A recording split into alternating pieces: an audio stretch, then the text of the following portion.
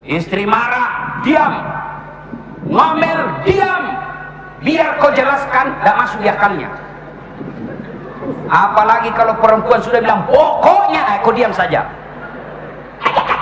Diam. Dijelaskan satu, muncul pertanyaan dua. Dijelaskan selesai dua, muncul pertanyaan tiga. Selesai semuanya, dia ungkit lagi 3 tahun yang lalu. Ini perempuan ini begini nih. Makanya rumus diam, kalau perlu makan obat tidur.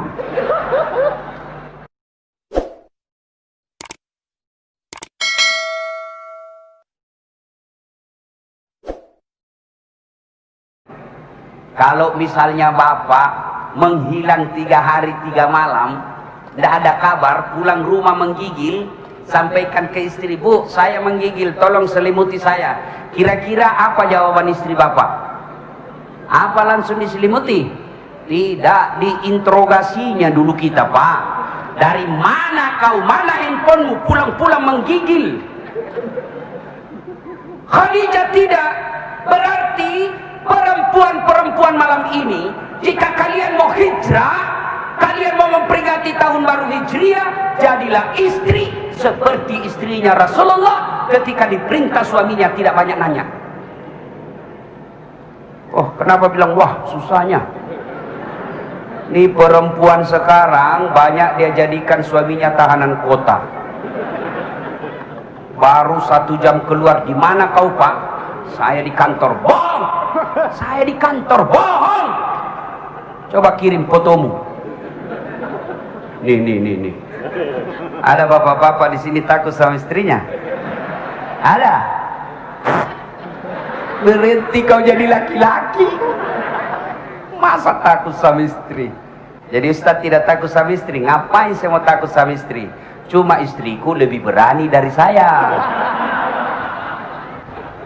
Bu, ibu, bu, pulang ini jadilah istri seperti Khadijah. Apa sifatnya Khadijah? Khadijah selalu berpenampilan cantik dan menarik di depan suaminya. Besok Bu mulai cantik. Coba jangan juga salah tafsir.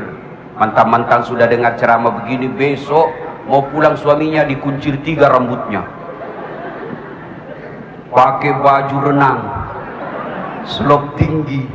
Pulang suaminya langsung astagfirullah, kesurupan istriku. Yang proporsional. Lain kali kita bahas soal istri, karena ini kita cerita tahun baru. Nah sudah, Nabi kemudian mendakwakan Islam, tapi mendakwanya hanya japri, jaringan pribadi. Yang didakwai hanya keluarga-keluarga dekat. Yang diislamkan hanya mereka yang betul-betul dekat dengan Rasulullah. Maka dari kaum wanita, pertama masuk Islam Khadijah. Dari kaum tetua, sahabat Nabi yang pertama masuk Islam Abu Bakar Siddiq. Dari golongan muda, Ali bin Abi Thalib. 3 tahun Nabi dakwah. Awal-awal 3 tahun Nabi dakwah, berapa saja pengikutnya? 11 orang. Di Nanggro Aceh Darussalam ini ada nggak kira-kira ulama? 3 tahun dakwah pengikutnya cuma 11 orang. Ada. Kalau saya dakwah 3 tahun 11 orang yang ikut, berhenti saya jadi ustaz. Apa ini pekerjaan? 3 tahun kita dakwah cuma 11 orang yang ikut. Rasulullah awal dakwah, siapa yang mengikuti mereka? Bukan kepala dinas, bukan bangsawan. Siapa golongan yang pertama mengikuti Islam? Kaum hamba sahaya. Beda pembantu dengan hamba sahaya. Kalau pembantu digaji tiap bulan, pembantu punya hak asasi, tapi hamba sahaya hak milik, tidak punya hak asasi. Hamba sahaya itu ya hak milik. Sama misalnya bapak punya handphone, namanya bapak punya handphone, terserah mau dibanting, mau direndam, mau dijual, terserah. Kenapa? Bapak punya, itu namanya budak. Maka masuklah Islam. Tapi Nabi berdakwah sembunyi-sembunyi. Tapi alhamdulillah, setelah keislaman Umar bin Khattab, Lalu Umar masuk Islam. Setelah Umar masuk Islam, beliau berkata kepada Nabi, "Ya Rasulullah, apa yang kita dakwakan ini benar, apa yang kita dakwakan ini barang baik, kenapa kita mesti dakwah sembunyi-sembunyi?" Kata Nabi, "Umar, kita kan minoritas. Kalau kita dakwah terang-terangan bahaya, hancur kita." Kata Umar bin Khattab, "Tenang ya Rasulullah. Kalau ada yang coba menghalangi dakwamu ya Rasul, saya yang hadapi mereka." Masya Allah, Umar Pak paling jago di Mekah waktu itu. Salah satu kebiasaan bangsa Mekah waktu itu, orang-orang Arab Mekah waktu itu, ada lomba berkelahi, lomba tinju kira-kira sekarang. Dan Umar bin Khattab tidak pernah kalah. Begitu hebatnya Umar bin Khattab, diriwayatkan iblis aja kalau berpapasan sama Umar, minggir itu iblis. Begitu perkasanya Umar. Tapi ketika ketemu dengan istri Umar, Umar lembut hatinya. Jadi perkasa di luar, di dalam rumah kalau sama istri lembut hatinya. Kan suatu ketika ada sahabat yang selalu diomeli sama istrinya. Ngomel aja kerjanya istrinya. Mau dilaporlah kepada Umar. Waktu itu Umar jadi presiden. Dengan harapan mau melapor ini, dilapor sama Umar. Mudah-mudahan istrinya ditegur sama Umar. Begitu dekat dengan rumahnya Umar, dilihatnya Umar juga dimarahi sama istrinya. Pulang. Dia bilang, "Ya Rasulullah, kemarin saya lihat Anda dimarah-marah sama istri, kok diam-diam saja?" Apa? Dengar ini bapak-bapak. Dengar nih Pak. Apa jawaban Umar? "Begitulah cara saya berterima kasih kepada istriku yang telah hamil, melahirkan dan membesarkan anak." Bu Ibu, Bu, halo Ibu, masih ingat waktu hamil Ibu? Enak enggak? Susahnya 11 bulan menderita, 9 bulan. Sudah mau keluar. Bu Ibu, halo Ibu, ada enggak ibu-ibu hamil tengkurap? 7 bulan hidur tengkurap, 9 bulan ibu tidak tengkurap, tahan. Bapak-bapak 1 minggu saja tidak tengkurap, pusing. Itulah hebatnya. Ibu masih ingat waktu melahirkan? Ada enggak ibu-ibu melahirkan senyum? Mentang-mentang istri kepala dinas, senyum aja dia keluar. Keluar nak? Tidak, tetap. Coba. Itu makanya Umar katakan, kalau istriku ngomel, kalau istriku marah-marah di rumah, saya bayangkan bagaimana susahnya melahirkan. Paling kalau bapak-bapak kan stres ketika kita ngidam istrinya. Sampai-sampai di Makassar ada yang tanya sama saya, "Ustaz, apa doanya supaya berhenti ngidam istri?" Saya bilang, "Ngidam apa istrimu Pak?" Dia bilang, "Nanti dia bisa tidur kalau dia lihat saya di atas lemari." Berat betul itu cobaanmu. Jadi kalau istrinya mau tidur jam 9, setengah 9 sudah naik dia di lemari. Saya bilang, "Berhenti, kau dibodoh-bodoh itu sama istrimu." Jangan juga keterlaluan ngidamnya Ibu. Kata Umar, yang ketiga, begitu kalau istri marah sama saya ngomel-ngomel istri saya bayangkan bagaimana sulitnya ketika menyusui. Ibu-ibu masih ingat waktu menyusui? Masih? Ada enggak ibu-ibu ingat waktu usianya 7 bulan anaknya? Waktu tumbuh giginya. Begitu digigit, ada yang itu, kok gigit saya? Lepas dah. Coba. Makanya bapak-bapak, tahun Hijriah ini muliakan istrimu. Ya. Hargai istri. Kata Nabi, tidak ada kemuliaan bagi laki-laki yang tidak tahu menghargai istrinya. Mulai besok kalau bapak betul-betul hijrah tahun ini, muliakan istri. Istri marah, diam. Ngomel, diam. Biar kau jelaskan, tidak masuk di akalnya. Apalagi kalau perempuan sudah bilang pokoknya, kau diam saja.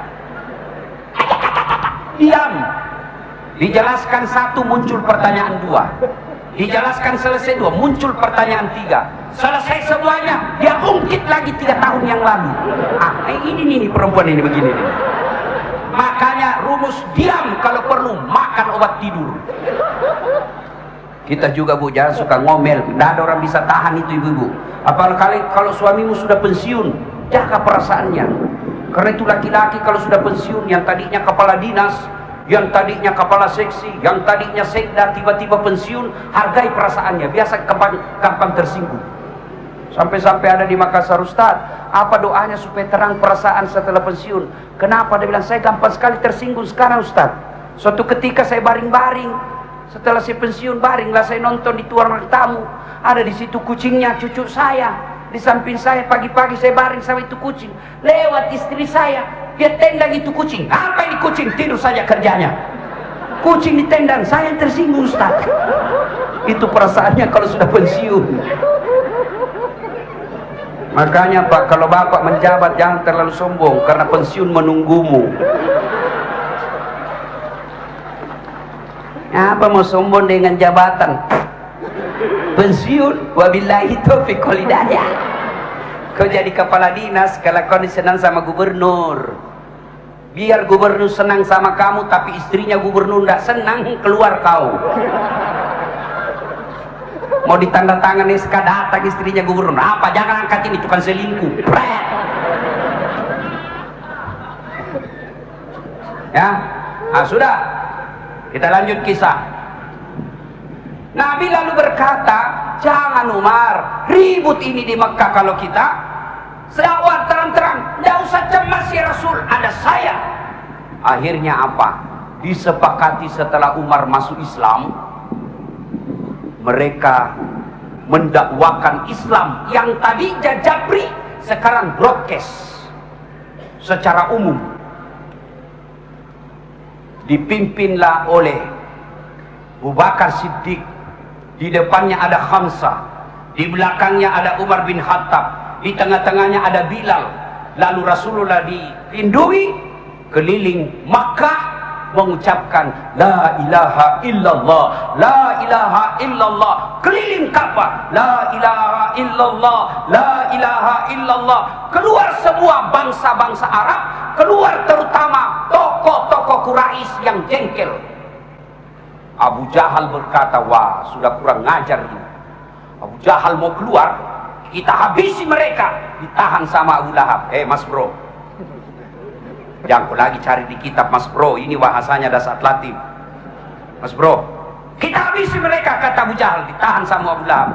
Sadar kau bos, kenapa? Itu ada Hamzah sama Umar di dalam, kau bisa lawan itu orang dua. Makanya ulama itu penting juga cari preman, temani. Jangan kau musuhi preman, kau juga preman, lindungi itu Ustaz. Polisi lindungi itu Ustaz, jangan malah ditangkapi.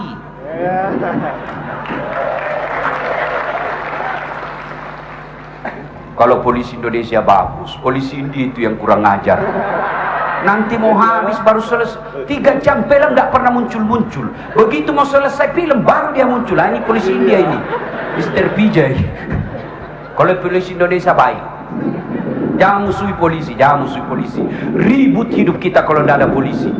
Bayangkan kalau rumah kita dihancurkan, istri diperkosa, anak kita dibunuh, harta kita dijara, datang ke polisi, tolong Pak polisi cari pelakunya. Apa kata polisi? Mohon maaf, baru saja Polres bubar. Jangan musuhi polisi. Saya pergi ceramah, macet, tidak bisa gerak mobil saya, siapa yang saya cari? Penghafal Quran? Bukan.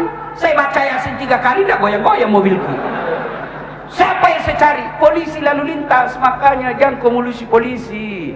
Pun kalau ada yang minta-minta uang di jalan, nah kita doakan dia kembali ke India. Ya, akhirnya apa? Dakwalah Islam mulai seterang-terangan. Yang tadinya sembunyi-sembunyi didakwakan secara terang-terangan. La ilaha illallah, tidak Tuhan selain Allah, jangan sembah kecuali Allah. Marah Abu Jahal, marah Abu Lahab, marah Abu Sofyan. Ini tokoh-tokoh Arab waktu itu. Kenapa mereka membenci Nabi? Apa karena membenci Islam? Tidak, karena mereka sombong. menolak kebenaran, menganggap remeh Nabi. Dia katakan, siapa lu Muhammad? You anak baru kemarin, saya senior, you baru-baru, masa kau mau menjadi bos? Ini biasa di kantor gubernur banyak begini. Dia bilang, siapa itu? Baru masuk, mau dipromosi. Saya ini sudah 15 tahun tidak dipromosi. Betul ini yang baru masuk dipromosi. Kenapa? Otaknya Pentium 4, cepat loading. Kamu 15 tahun, otakmu Pentium 1, lambat loading. Dijelaskan sama gubernur, nggak ngerti ya Pak. Disuruh bikin surat, surat Pak Gubernur. Mana? Belum diprint. Belum sudah namanya itu dong. Tahu dong? Beleng-beleng. Tahu beleng-beleng? Dongo? Tahu dongo? Beleng-beleng. Coba. Akhirnya dakwah Nabi secara terang-terangan. Makin hari makin banyak masuk Islam. Makin hari